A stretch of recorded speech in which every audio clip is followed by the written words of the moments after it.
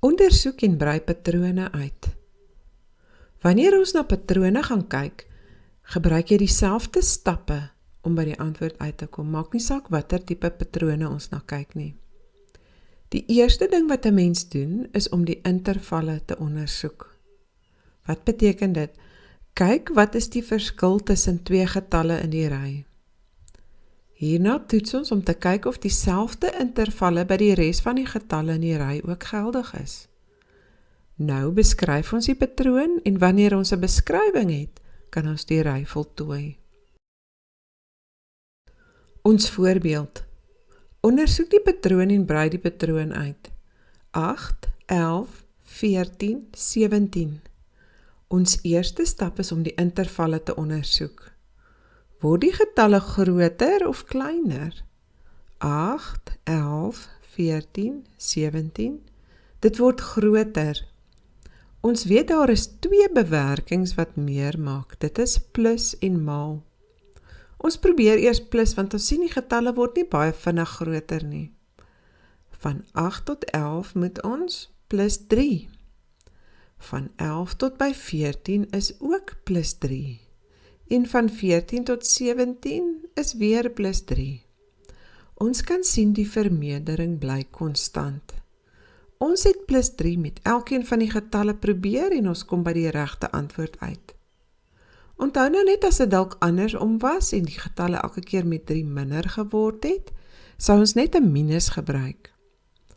Elke volgende getal is presies dieselfde meer as die vorige een. Nou beskryf ons die patroon. Die patroon is plus 3. Die patroon is klaar beskryf en nou kan ons die ry voltooi. 17 plus 3 is 20. Dit is ons eerste onbekende getal in die ry. En nou tel ons nog 3 by, dit is 23. Ons volgende onbekende is 23. Nou kyk ons na 'n ander patroon. 2, 10, 50, 250. Ons begin weer om die intervalle te ondersoek. Word die getalle meer of minder? Dit word meer. En dit word sommer baie vinnig meer. Dit gee vir ons 'n leidraad dat dit dalk 'n maalsom gaan wees. Maar kom ons kyk gou eers na plus. Van 2 tot 10 is plus 8. Van 10 tot 50 is plus 40. En van 50 na 250 is plus 200. Dit is nie 'n konstante nie, so dit gaan nie werk nie. Ons kan nie enige van hierdie toets nie, want hulle is almal verskillend. Nou gaan ons 'n maalsom probeer. Van 2 na 10 is maal 5. Van 10 na 50 is ook maal 5. Begin dit nou na 'n patroon lyk? Kom ons toets nog een. Van 50 na 250 is maal 5. Ons kan nou die patroon beskryf as maal 5. Nou kan ons die patroon voltooi. 250 maal 5 is 1250. Dit is die eerste onbekende in die ry. En nou vir die laaste een. 1250 maal 5 is 6250. Nou het ons die patroon voltooi. Een van die patrone wat jy iewers gaan teekom is die bekende Fibonacci patroon. Kom ons kyk. Ons het 'n patroon 1, 1, 2, 3, 5, 8. Wat doen ons eerste? Ons ondersoek die intervalle. Kom ons begin met maal. Van 1 na 1 is maal 1. Van 1 na 2 is maal 2. Van 2 na 3, o nee, dit werk glad nie lekker nie. Kom ons probeer met optel. 1 plus wat is 1? 1 plus 0 is 1. En die volgende 1 plus wat is 2? Plus 1. En nou vir 3, 2 plus 1 is 3.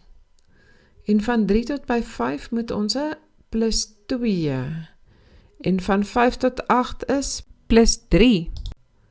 Kan jy begin om die patroon te sien? Hierdie onderste patroon herhaal die boonste een. Om by die volgende getal te kom, tel jy die getal voor plus die getal voor die getal bymekaar. 1 plus 1 is 2. 1 plus 2 is 3. 2 plus 3 is 5. Die Fibonacci-patroon is die patroon wat jy kry as jy die vorige opeenvolgende getalle bymekaar tel. Kom ons beskryf die patroon. Die patroon is die som van die vorige twee getalle. Nou kan ons die ry voltooi en die onbekendes uitwerk. Die twee getalle voor die onbekende is plus 5 plus 8 en dit is 13. Die eerste onbekende getal is 13. En nou die volgende een, plus 8 plus 13 is 21. Die enigste manier om patrone baas te raak is om soveel as moontlik te doen. Net met oefening gaan jy vinnig die patroon kan uitwerk.